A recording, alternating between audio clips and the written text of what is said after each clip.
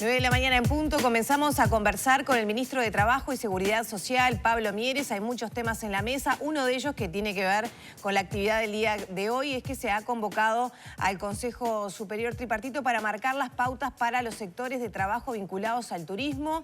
Comenzamos por ahí entonces. Bienvenido, ministro. ¿Cómo le va? Buen día, ¿qué tal? ¿Cómo andan? Muy bien. Bueno, lo que se negocia hoy, el Ministerio va a presentar las pautas para este sector que ha tenido 2 periodos puente y que también representa unos 30.000 trabajadores que son los que más sufrieron por la pandemia, ¿no? Sin ninguna duda.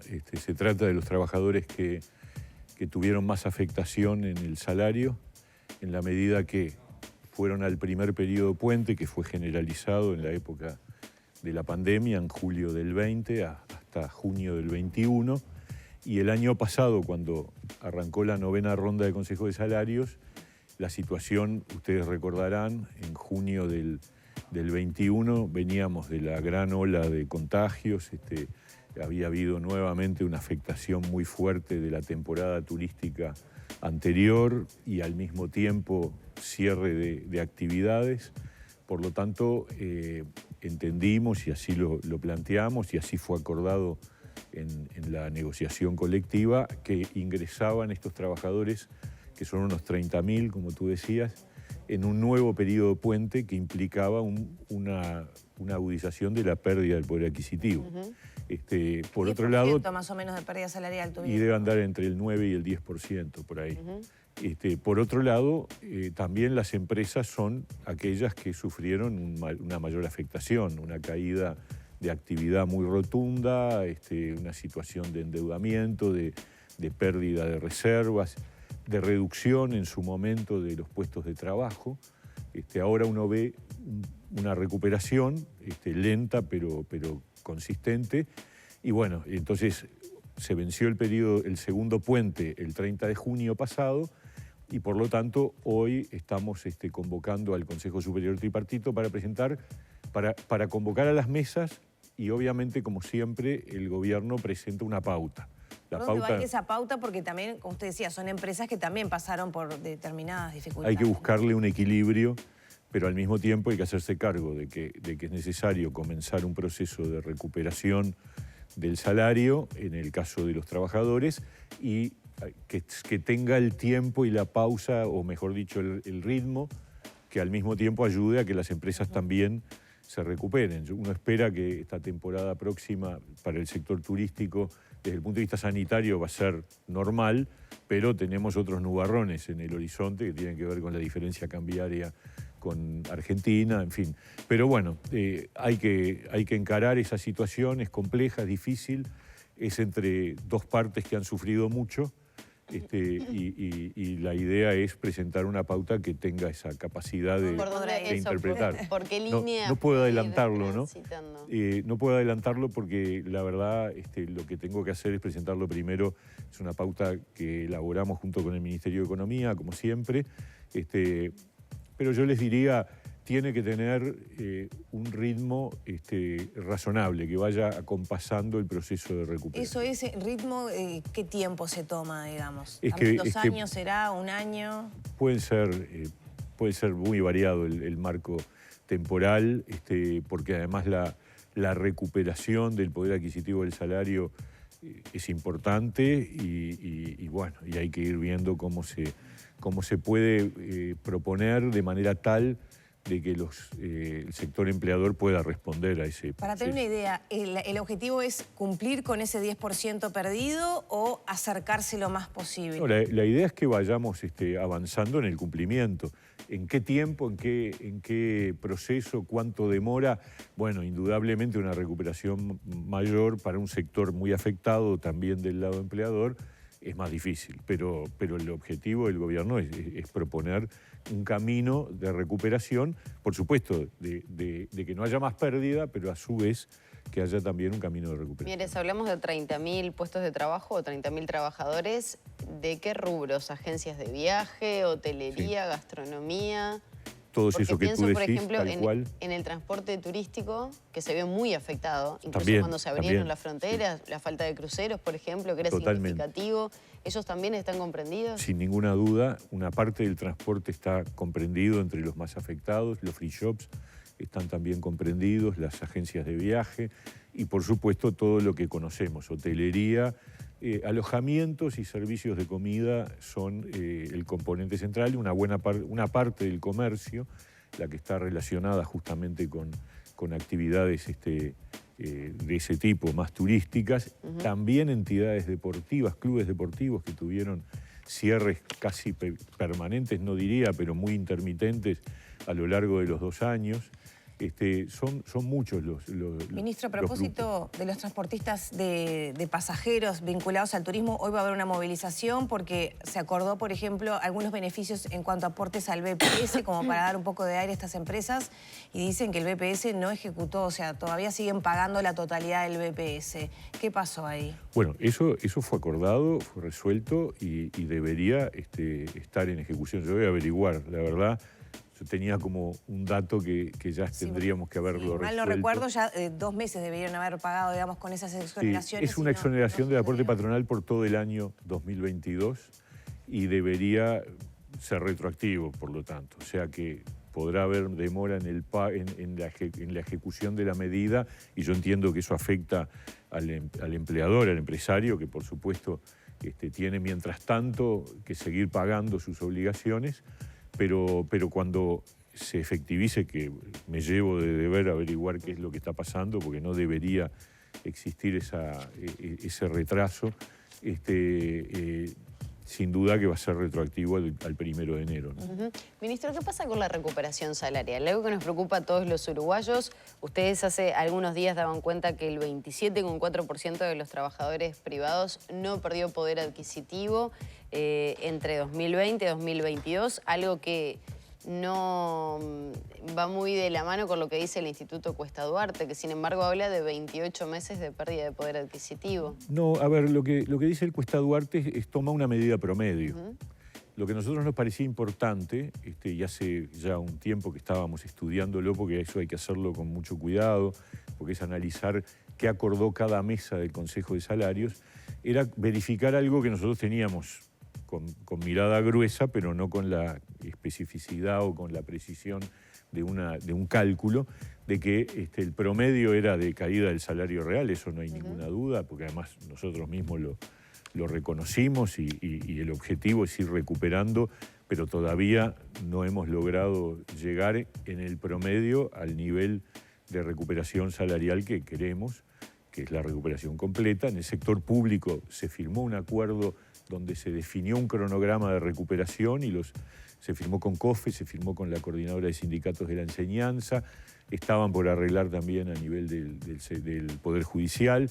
O sea, en el sector público el proceso de recuperación está ya acordado, firmado y se va a producir en el transcurrir de las sucesivas rendiciones de cuentas, empezando por esta. Perdón, por la del año pasado, que ya tenía un componente de recuperación, pero que se van a ir incorporando en las sucesivas rendiciones de cuentas y va a cerrar. En el sector privado, nosotros teníamos de vista la idea de que había heterogeneidad y nos pareció importante analizarlo y por eso informamos sobre esto la semana pasada.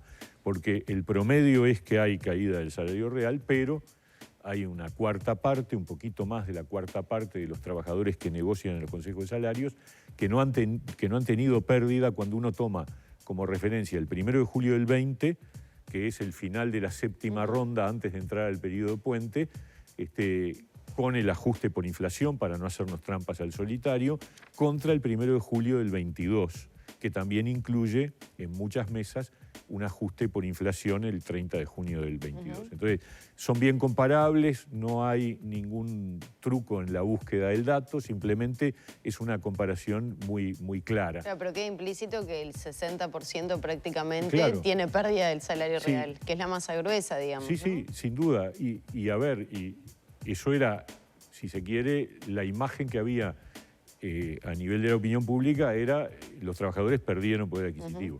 Nosotros lo que quisimos mostrar es, bueno, no todos, una cuarta parte no perdió, otra cuarta parte perdió menos de 1%, y sí el resto, es decir, el 45% restante, para ser bien preciso, perdió más del 1%, algunos más del 4%, como es el caso de estos trabajadores que son los más afectados por lejos, ¿no? Los que no tuvieron pérdidas siempre son vinculados a esas empresas que fueron de la mano o acompañando la pandemia, ¿no? Yo Las te diría... farmacéuticas, químicas, sector industria exportador. Química, sector exportador, frigoríficos, sector agrario, lo cual significa algo también. Porque se ha dicho tanto, bueno, los que ganaron más y eso no se nota. Bueno, se nota justamente los trabajadores de esos sectores. No se nota en la economía en general, ¿no? O sea, Lo que pasa es que, bueno, ahí viene el otro efecto entonces ahí viene que la hemos tenido. crítica a la teoría del derrame, ¿no? O Sí, sea, pero ahí hay que incorporar un elemento que yo la verdad digo, en las críticas que hace la oposición, uno a veces piensa que la oposición cree que el Uruguay vive adentro de un tupper. Es como si fuéramos ajenos al mundo. ¿Por qué? Y porque el mundo entero, hay que abrir, simplemente mirar la información internacional para encontrar que la caída del poder adquisitivo del salario es mundial. Cayó en todas partes del mundo. La inflación es mundial. Nosotros la tenemos... No es que el gobierno haya decidido ser inflacionario, al contrario, el gobierno tenía como objetivo bajar la inflación. Y encontramos una ola inflacionaria mundial. Para que se hagan una idea, en España, gobierno socialista, en lo que va del 22 hay una caída del 5% del salario real, en España, y una inflación de cerca del 10%. Y Estados Unidos tiene la inflación más alta en 40 años. Sí, que empezaba a descender, ¿no? Estados Unidos ha empezado a descender. Empezaron a descender. sí, y hay que ver el nivel de base de esas caídas, ¿no? Si un salario tiene caída del 5%, que apenas puede pagar, digamos, la canasta básica o no llega, Sí. es una cosa, y en otro nivel social Sí. es otra, ¿no? Los que tienen pérdida de más del 4% en el Uruguay, en el sector privado, son el 10% del total. O sea, 10,8. el 92.136 trabajadores. 10,8, exactamente. Casi el 11, digamos así. El resto está por debajo del 4%. Y nuestro compromiso es que eso se tiene que ir revirtiendo y recuperando, y de hecho la pauta de la 9ª ronda implica ya, esta que está en trámite, que vaya habiendo una recuperación, y que esperamos que con la 10ª ronda que empezará en julio del año que viene, tengamos la capacidad de definir un derrotero que en los años siguientes, antes de finalizar el periodo de este gobierno, hayamos conseguido la recuperación. ¿Eso puede llegar a ser un compromiso del gobierno? Es un compromiso. Que en este periodo se recupere lo perdido por la pandemia, por la guerra Ucrania-Rusia. Es un compromiso. De hecho, cuando se disparó la inflación, ustedes recordarán, en abril el gobierno anunció un aumento adelantado para el sector público para compensar el incremento de la inflación de 2%, un aumento para jubilaciones y pensiones del 3%, también para compensar el incremento, la velocidad de la inflación, y se le reclamó, se le exhortó al sector privado a ver si se podía adelantar el ajuste por inflación, cosa que ocurrió en el 60% de los casos. En el otro 40% no hubo respuesta. Ministro, ¿cuál es el sustento real de decir que se va a poder recuperar cuando ahora costó tanto, por ejemplo, la mitad de las partes negociadoras no pudieron alcanzar ese adelanto del correctivo que se planteaba? Nuestra hipótesis, o mejor dicho, nuestro objetivo es que, más allá de que, digamos, el incremento de la inflación hace más difícil el ritmo de recuperación, también hay un crecimiento de la economía. Y algunos dicen, bueno, pero crece la economía, no se recuperan los salarios, pero en el mundo siempre, no en Uruguay, en todo el mundo, y en la economía, los economistas dicen, primero se crece, no se recupera el salario en forma inmediata, siempre hay un delay, un rezago entre la recuperación salarial y el crecimiento de la economía. Aproximadamente? No, lleva un tiempo, pero a ver, nosotros estamos en esa línea, en la línea de, desde el gobierno, de promover, ya repito, sector público ya está acordado cómo va a recuperar y está firmado y además está en normas jurídicas, o sea que ahí está resuelto el tema. Nos queda el sector privado, y del sector privado hay una cuarta parte que no ha perdido ni va a perder, y hay otra cuarta parte que perdió menos del 1% y por lo tanto es muy fácil que recupere lo que falta. Entonces nos queda el 45% sobre el que hay que trabajar, entre ellos los que hoy recién mencionábamos, ese sector mucho más afectado, donde es mucho más difícil la recuperación, porque también los empleadores han sido mucho más afectados, ¿no? Ministro, estamos hablando de gente que está trabajando, ¿no? Sí. Pero hay todo un montón de... O sea, para meternos en el tema desempleo y en estos datos también que se presentaron, también se distribuyó por los departamentos. ¿Qué se está pensando para los departamentos más afectados por el desempleo? Y ahí estoy pensando el litoral norte, sí, ¿no? Sobre todo con sobre todo Salto. Están dando el salto, exactamente. Salto, Río Negro, Paysandú está un poquito Están más abajo, pero están por la arriba. frontera con Argentina, con la diferencia, sin duda, con yo el creo golpe que al comercio local. hay varias cosas allí, ¿no? Por un lado, el sector citrícola ha tenido una mala zafra este año, una zafra con complicaciones. No tan buena, tal vez. Sí, exactamente. Hubo una turbonada en Paysandú que afectó la cosecha en ese departamento. La cosecha en Salto de la principal empresa empezó más tarde porque hubo un cambio de dueño y por lo tanto un cambio en la modalidad de gestión. Por eso acordamos mandar al Parlamento en los próximos días un proyecto de ley para otorgar nuevamente un seguro de paro especial para los trabajadores citrícolas. Hay situaciones puntuales que tienen que ver con el comercio con Argentina, sin ninguna duda, que ahí excede un poco las posibilidades que tiene el propio Ministerio de Trabajo. Es un tema que está más vinculado, pero en el cual estamos también preocupados. ¿Qué se está dialogando con economía, por ejemplo? Y hay que buscar mecanismos que ¿Algún compensen. tipo de exoneración? Y hay que buscar. Yo, la verdad, no estoy manejando fórmulas, creo que eso hay que tener mucho cuidado, hay que generar mecanismos que impidan perforaciones, porque cuando hay un modelo exitoso, que es el caso del combustible.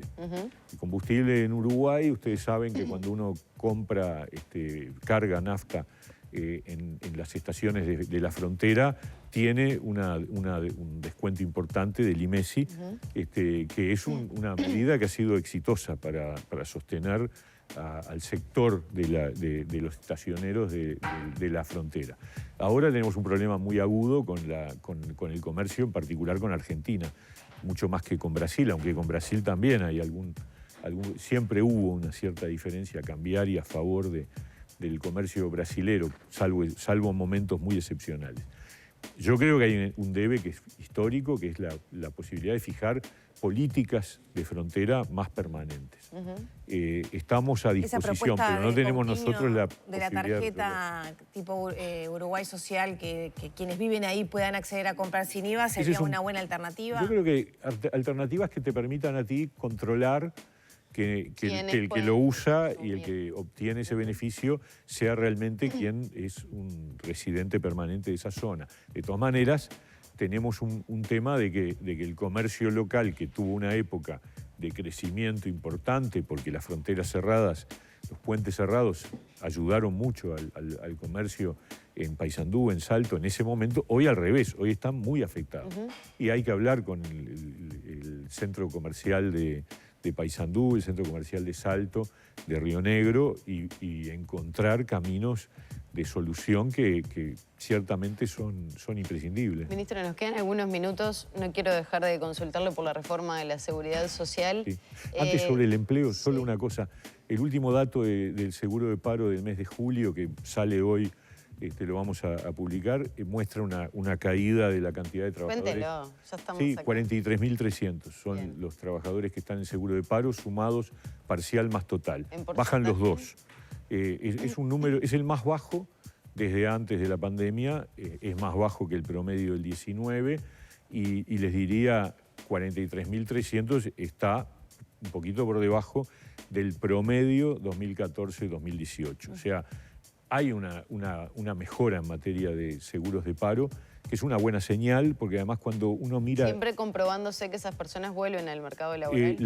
Eso es lo otro interesante, de la salida del seguro de paro en el mes de julio, hay un 60% que es por reincorporación, que mejora la situación porque hasta este mes estaban mitad y mitad. Claro. O sea que hay una mejora en la capacidad de reincorporación. Todavía no están computados los seguros de paro de Punta del Este de Shopping, ¿no? Que son un montón claro, de trabajadores que... No, eso seguro que no. No sabemos cuántos van a ser en definitiva. Hay algunas señales positivas. Hemos visto que algunos comercios van a funcionar igual, alquilando en otros locales o generando un lugar de alternativa. Los propios trabajadores del Punta Shopping mismo van a hacer seguros de paro rotativos, o sea que ese número tope, que eran 2.000 trabajadores, seguramente va a estar por debajo, por suerte, quiere decir que muchos trabajadores van a seguir con su actividad y por lo tanto cobrando su sueldo correspondiente, ¿no? Le preguntaba por la reforma de la seguridad social, este paro que propone el PIT-CNT en rechazo de lo que es la reforma. Se ha hablado mucho también, desde algunos actores en particular, que es una propuesta de reforma del presidente, no de la coalición de gobierno. ¿Qué opinión le merece eso, Mieres? A ver, lo primero, yo ya he dicho, me he pronunciado sobre el anuncio del PIT-CNT, que todavía no se resolvió, pero que va todo encaminado a que se resuelva. Me parece muy apresurado, es un paro por las dudas, porque este es un anteproyecto de ley. Yo entiendo que si el PIT-CNT está en contra del proyecto de ley que va al Parlamento, tiene tiempo de sobra para hacer un paro general. Pero un paro general por un planteo que está empezando a discutirse, que va a tener seguramente ajustes, modificaciones, donde incluso se les informó directamente al movimiento sindical sobre el tema, que ya enseguida, es lo mismo que el otro día el transporte dejó de a pie a mucha gente que iba a trabajar, reclamando por una medida que si se llega a aplicar, si se llega a aprobar el proyecto de reforma y no se incorpora a los choferes, va a tener efectos dentro de 5 o 6 años. Entonces, hacen un paro por algo que los puede llegar a afectar quizás tal vez, dentro de 6 años. Bueno, también marcaban posición de que la reforma no incluye otras prestaciones sociales, no toca a los empresarios, no se incluye otra vez, no nada está vinculado cerrado a la discapacidad. Quiero decir, había reclamos más allá del sector. Pero otra vez, ¿cuál es el argumento? El argumento es, hay un borrador ahí que se está redistribuyendo, que están discutiendo los partidos, que dice cosas que no nos gustan. Bueno, espere, vamos enseguida al paro, un paro general por 24 horas, que es la medida máxima que puede tomar el movimiento sindical. ¿Qué le parece a usted? Antes de empezar la discusión, me parece que es un arrebato, es una forma como no, yo, la verdad, no me parece que sea una señal razonable. ¿Qué le pareció respetamos, por el supuesto. anteproyecto a usted particularmente como ministro? Bueno, yo he estado bastante vinculado al debate porque además el director de Seguridad Social del Ministerio ha participado en todo el proceso y digo, es un trabajo que está en línea con las recomendaciones. Todo el sistema político, todos entendíamos en la campaña electoral del 19 que había que encarar una reforma de la seguridad social, le tocó a este gobierno, le podría haber tocado a otro partido si hubiera ganado las elecciones. Sí, sobre la necesidad no parece haber ninguna discrepancia, ¿no? El tema es cómo. Y sobre el hecho de que tenés que extender el tiempo de trabajo de las personas, cuando uno mira el mundo y ve los países que tienen una característica demográfica similar a la de Uruguay, en todos los casos se ha corrido la edad de retiro. Se podrá discutir con qué cadencia, con qué ritmo, si se hace, la propuesta viene pausada, viene con tiempos, no es para la gente que está más cerca de jubilarse, ni hablar. No, pero los tiempos jubilados para la discusión, la votación, el crear el proyecto, estamos con el anteproyecto, son acotados. No, yo creo que, a ver, una reforma de la seguridad social, yo espero, quiero, y me parece que es lo mejor para el país, debería ser de un nivel de consenso lo más amplio posible. Y eso hay que buscarlo y hay que trabajarlo. ¿Es un proyecto del presidente que se le había preguntado? Un proyecto del equipo que trabajó digamos... No de todo el gobierno, de coalición. Los partidos están estudiando el texto. Por eso todavía la propuesta es del presidente, entonces. Se sabe que hay algunas discrepancias, no ha participado en ámbitos donde donde tomamos decisiones. No de todo, porque el proyecto tiene 300 artículos.